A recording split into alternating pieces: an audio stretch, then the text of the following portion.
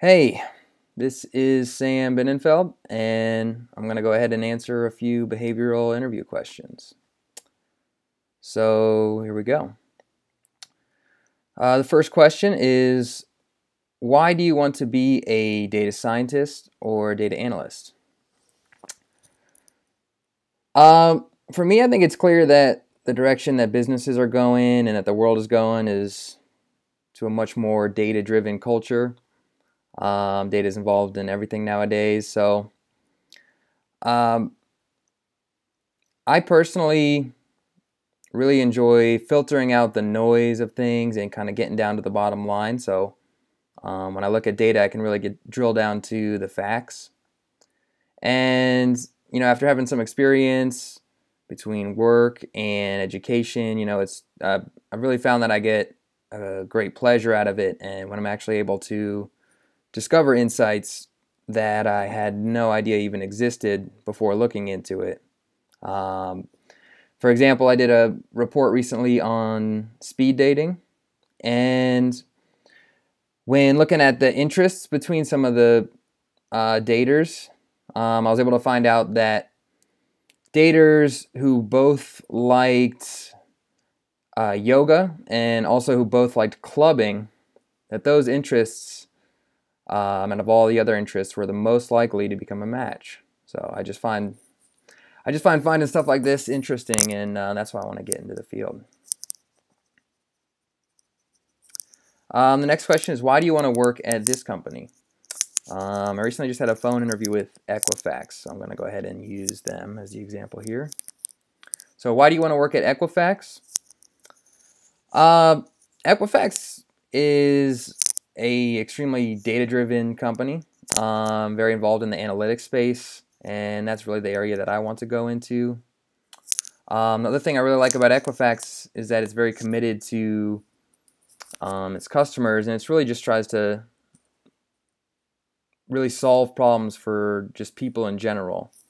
So for this specific position as a fraud analyst, if I can use my data skills and be able to leverage data to help protect someone against the hardships of being a victim of fraud, it would be a fantastic role and a fantastic experience. The last question is, tell me a time you had to handle a conflict with one of your colleagues. So previously I was a analyst at Bank of America in the credit card fraud detection department, and I was asked to, or I was performing one of the responsibilities that I do a lot, which is performing a compliance audit. And basically what it is that analysts are required to work specific accounts in a specific order, and the audit was just to go through and make sure that everyone was following the order correctly. After I performed the audit, I did find one associate who had a significant number of errors, and so when I found this, and of course, made sure that my conclusions were correct, I went ahead and informed the analyst manager and said, "Here's my findings. This is what I have. This person had this many errors," and they said, "Okay, that's great. I know you're pretty comfortable with how this works and everything. Would you mind going over it with them and just making sure that everything's all right?" And I said, "Sure, absolutely." So the next step was I went over and to the analysts and told them what I was doing and what I had found. And I guess this is where the conflict sort of arose. Was just, at first he was a little bit defensive and saying, "I don't know what you're talking about." I think he thought that he was being under attack. He said, "I always follow procedures." So I noticed, that he was feeling a little bit under attack. So I, rather than continue to argue with him, and said, "Yes, you did. I found this." I said, "You know what? That's fine. I tell you what. I'm gonna go ahead and I've got a report drawn up here. I'll just send it over to you. Give you some time to review it. Maybe you can look at it, and then it'll help you figure out what's going on, or you can tell me what you think about it."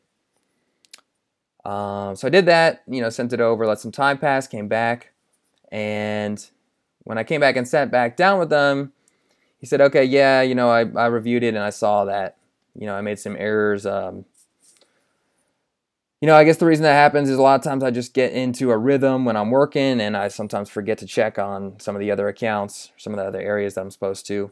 He said, I didn't even know that I was doing this really, but now that I'm aware of it, I'll make sure, to always check on the other accounts, make sure it doesn't happen again. So in the end, I think it worked out well, and I was able to find the issue, confront the issue with the associate, and then of course resolve it so it wouldn't happen again.